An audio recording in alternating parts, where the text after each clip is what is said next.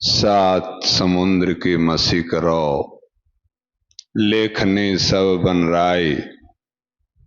धरती सब कागज करो, गुरुगुण लिखा न जाई। ऐसे परम समर्थ गुरु महाराज के चरणों में बारंबार प्रणाम है एवं करुणामयी दया के सागर माता जी के चरणों में भी बारंबार प्रणाम है एवं इस दिव्य चेतना सत्संग के एकल आचार्य पूज्य भैया जी के चरणों में भी बारंबार प्रणाम है एवं इनके पंक्ति में बैठे उपदेशक धनंजय भाई साहब के चरणों में भी बारंबार प्रणाम है एवं उनके बगल में बैठे दिल्ली के उपदेशक मीरा दीदी के चरणों में भी बारंबार प्रणाम है एवं इस सभा में उपस्थित तमाम भक्तजन को भी मेरा प्रणाम है।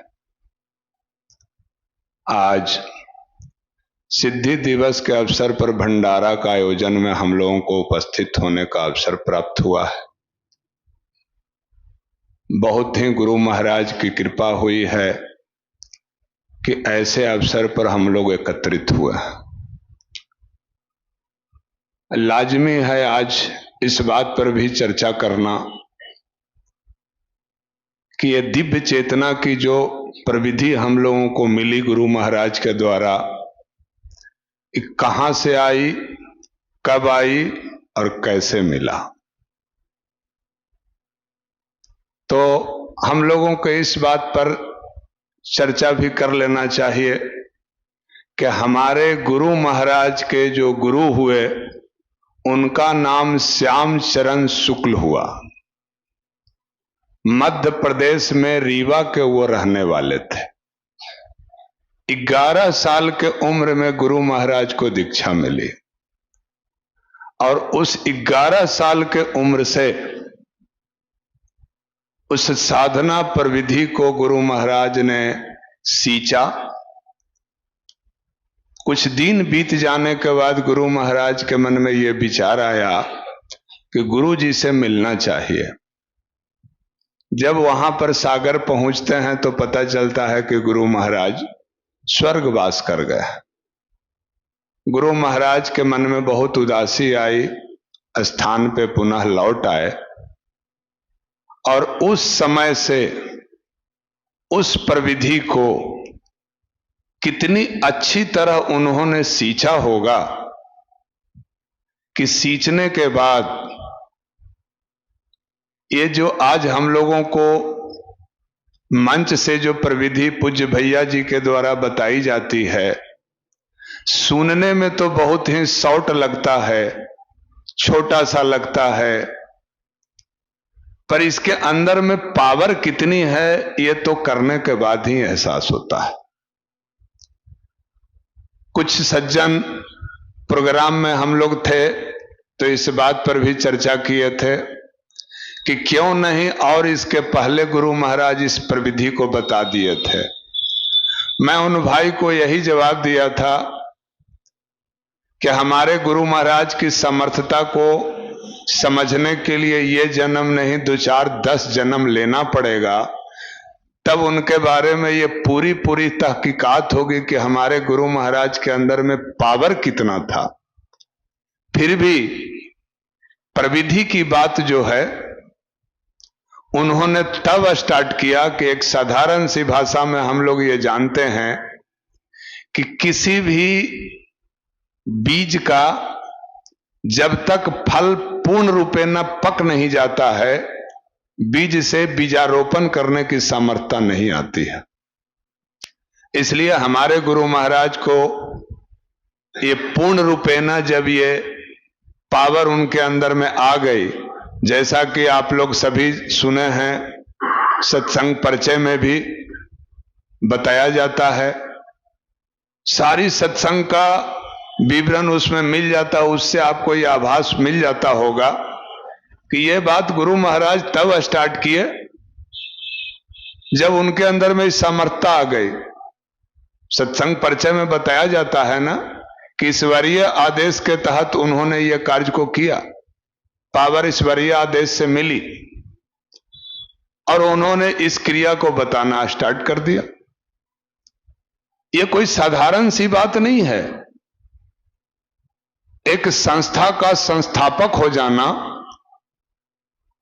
यह कोई छोटी मोटी बात नहीं है। कितना उस व्यक्ति के अंदर में पावर होना चाहिए एक संस्था को खड़ा करने के लिए।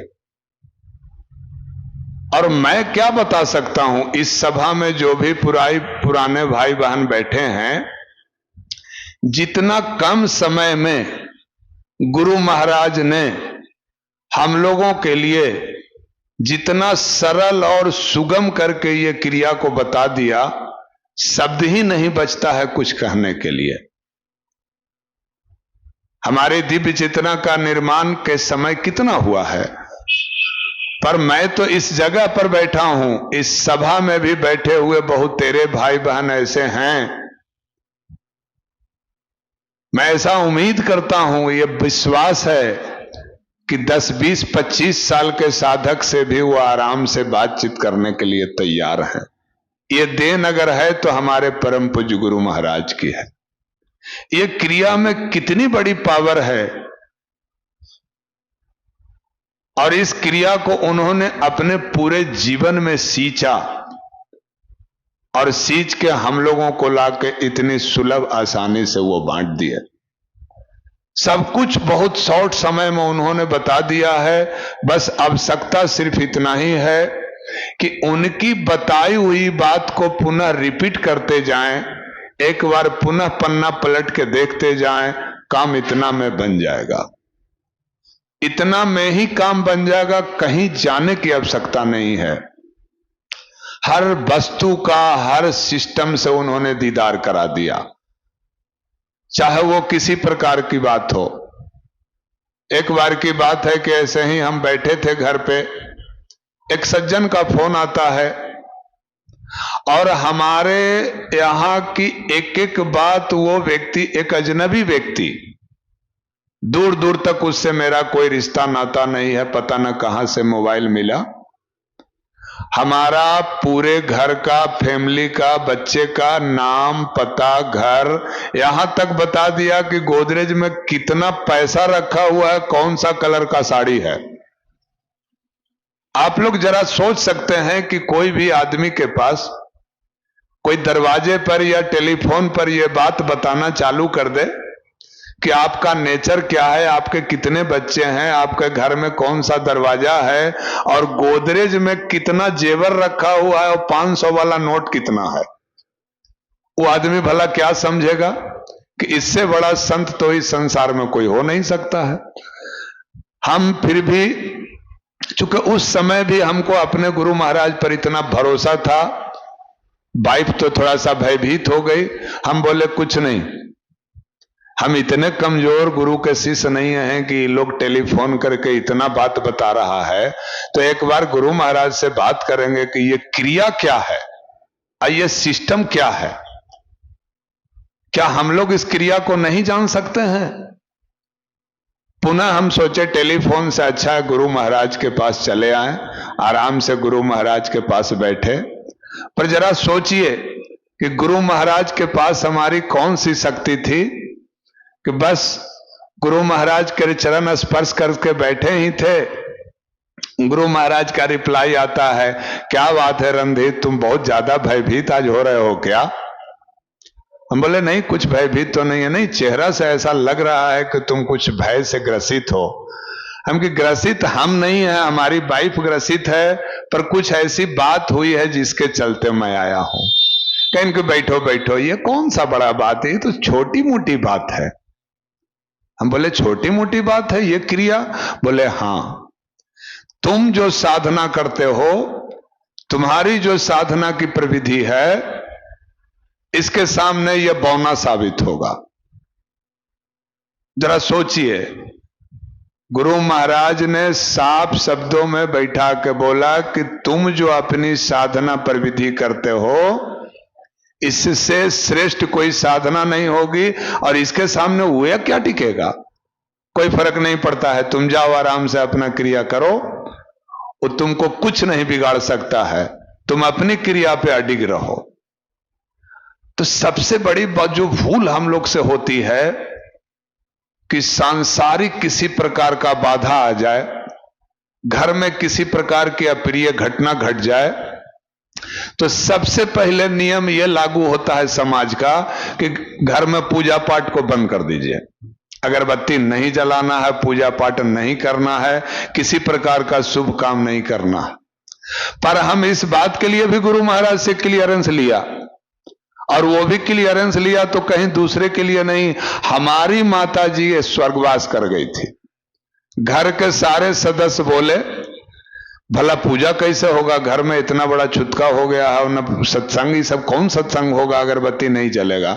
हम डायरेक्ट गुरु महाराज को फोन किए कि इस प्रकार का केस है, हमको क्या करना चाहिए, हमको आप पर भरोसा है, जो आप कहेंगे मैं वही करूंगा। गुरु महाराज ने साफ कहा, बाकी लोग जो बोलता है उसको छोड़ दो, और नहीं तो सारे घर के परिवार को बोलो कि अभी 10 दिन तक एक स्पेशल क्रिया करना है प्राणी के लिए। और कौन कहता है कि साधना बंद कर दो? श्मशान में भी जाना तो वहां पे भी तुम इसकी शांति के लिए तुम वहां भी साधना करोगे, इसलिए तुम दोनों टाइम साधना करो और खूब साधना करो, यही तुम्हारा प्राणी को मिलेगा।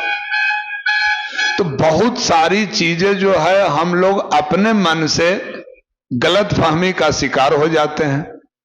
जैसा कि हम सभी लोग जानते हैं, क्रिया मंच से बताई जाती है, हम लोग सभी लोग क्रिया करते हैं। कुछ इस सभा में भी ऐसे भाई बहन बैठे होंगे जो ही बोलते होंगे कि हम तो 2-2, 3-3 घंटा साधना करते हैं। अरे आप 3 घंटा साधना करते हैं तो 3 घंटा का रिजल्ट कहां आपका दिखता है? 4 घंटा साधना करेगा और उसकी साधना का रिजल्ट उसके अंदर से पता नहीं चलेगा। आपका बिहेव, आपकी सोच, आपकी चाल चलन यह साबित कर देगा कि 4 घंटा का साधक जा रहा है। तो फिर 4 घंटा जो साधना कर रहे हैं इसकी पावर जा कहां रही है? सबसे पहले तो यह पता करना है कि 4 घंटा आप साधना कर रहे हैं कि संसार का भ्रमण कर रहे हैं आंख बंद करके। यह बहुत बड़ी साधक से भूल हो रही है। हम लोग अपने हृदय पटल पे हाथ रख के देखें, आराम से मंत्र को जपते जा रहे हैं, जपते जा रहे हैं, जपते जा रहे हैं, या मंत्र छूट गया तो यह समझ रहे हैं कि हमारी साधना बहुत समाधि में जा रही है। अब प्रोग्राम कहीं और बन रहा है, प्रोग्राम कहीं और बन रहा है संसार का कि खेत में जो हम गेहूं लगाए हैं 2 महीने होगा, 1 महीने होगा, देखिए थ्रेसर मिलता है, कहीं ना कटाता है, फिर वहां से उड़े तो बेटा पुतो ऊपर मैटर चला गया, उसको भी पेमेंटवा नहीं भेजे हैं, क्या हुआ? और ध्यान यहां ध्यान में चल रहे हैं। कहा भाई तो बहुत आनंद आ रहा है, बैठे हुए हैं।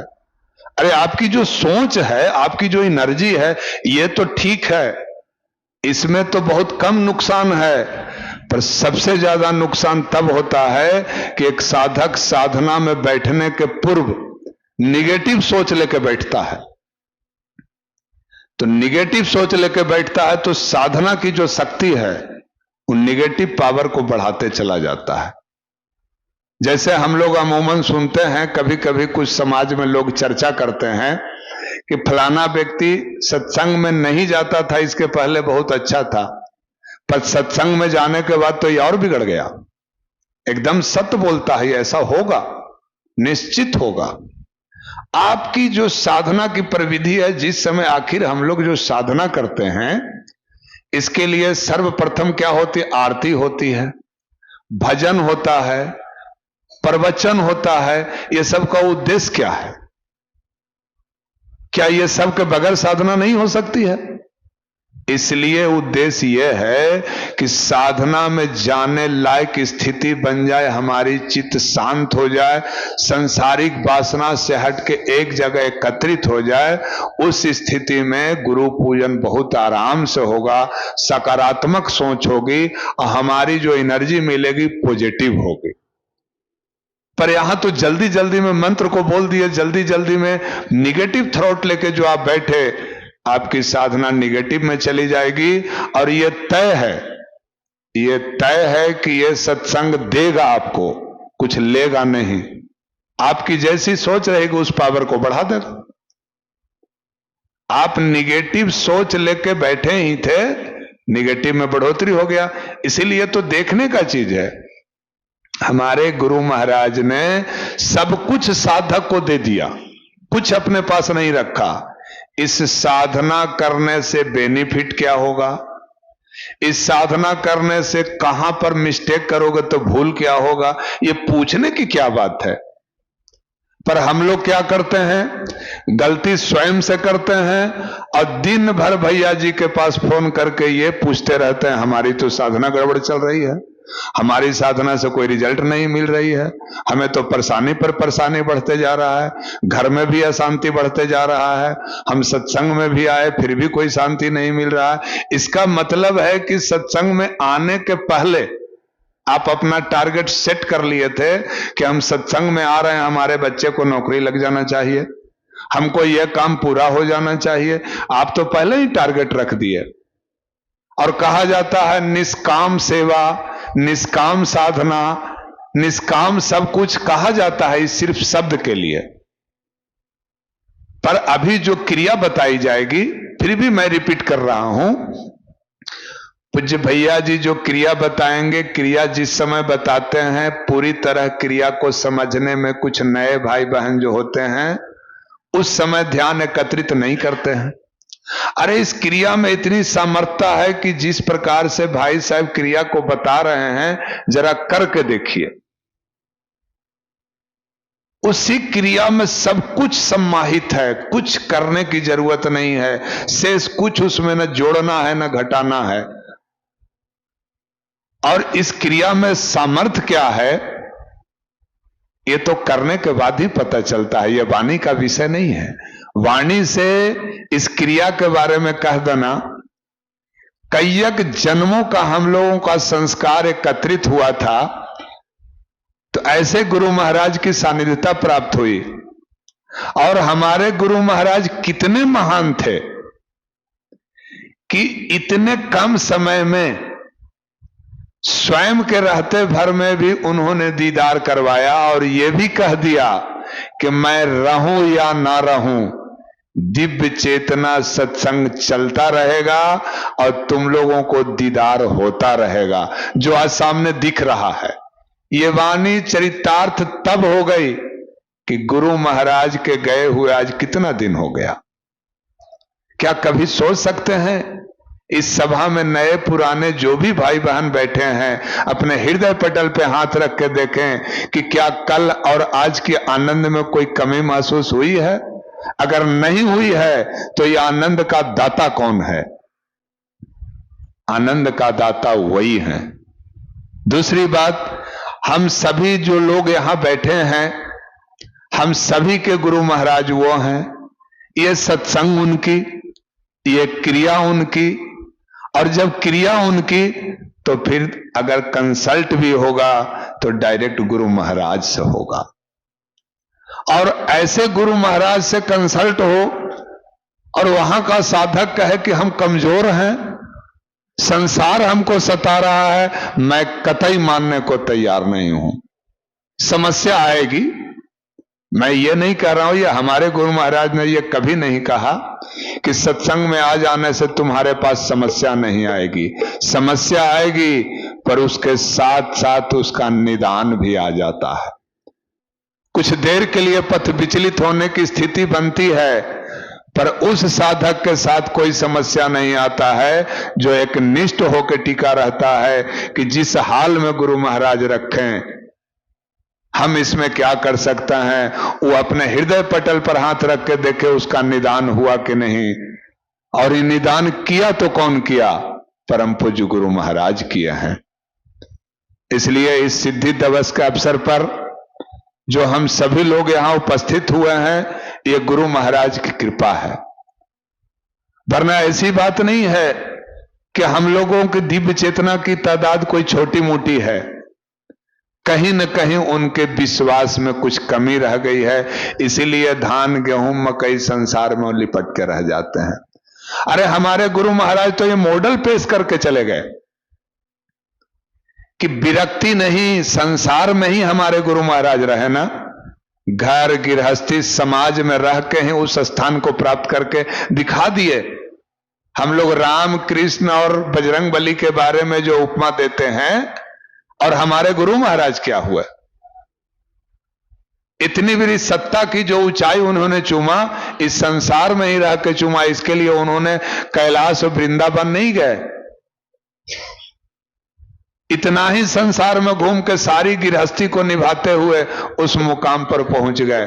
और यही बात को उन्होंने रिपीट कर दिया कि बस इस क्रिया को तल्लीनता के साथ, पूर्ण श्रद्धा विश्वास के साथ तुम यदि करते जाओगे, एक दिन तुम भी उस स्थान पर पहुंच जाओगे। ओम शांति।